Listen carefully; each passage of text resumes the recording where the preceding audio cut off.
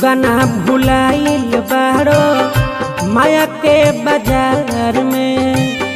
सुगना भुलाइल बाड़ो माया के बाजार में।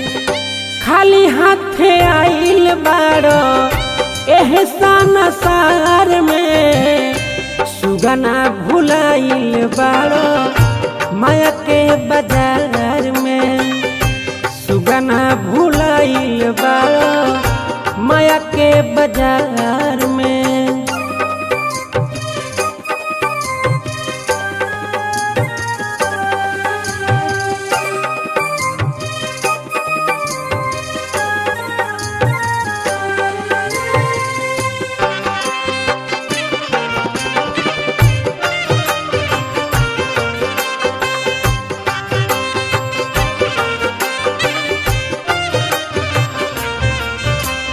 मोह के जाल में फसल चिड़ई कबहू निकल न पावेला।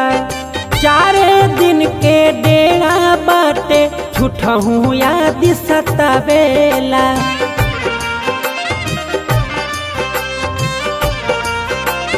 हरि बोल। मोह के जाल में फसल चिड़ई कबहू निकल न पावेला। चारे दिन के डेरा बाटे झूठहू याद सतावेला। सासई रही ना कबहू अपना अगतियार में।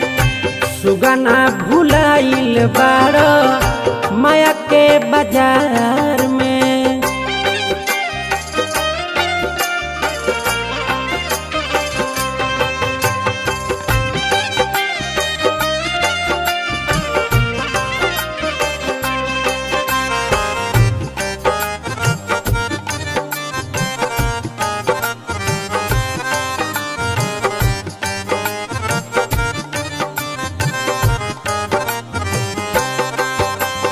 भेजी विधाता तुर दिहे नाता केहू न कामे आई हो। आइल बासे जइबे करी इहे बावे सच्चाई हो।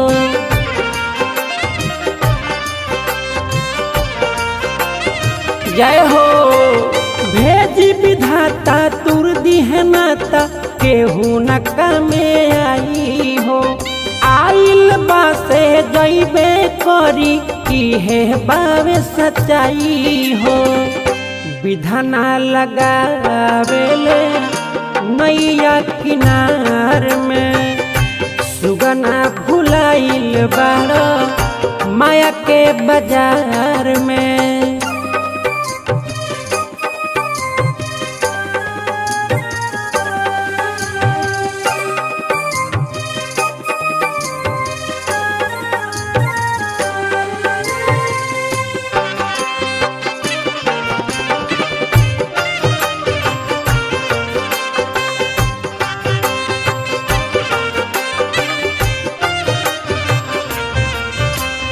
पंकज पूरी बन जाई दूरी एक न एक दिन जगवा से।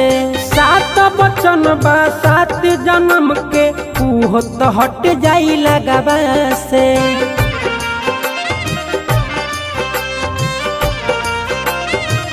बुझला। पंकज पूरी बन जाई दूरी एक न एक दिन जगवा से। सात बचन बा सात जन्म के उहो तो हट जाई लगवा से। 12 दिन चर्चा होई आदित्य पटीदार में। सुगना भुलाइल बाड़ो माया के बाजार में। खाली हाथे आइल बाड़ो एहसान सार में। सुगना भुलाइल बाड़ो माया के बाजार में। सुगना भुलाइल बाड़ो माया के बाजार में।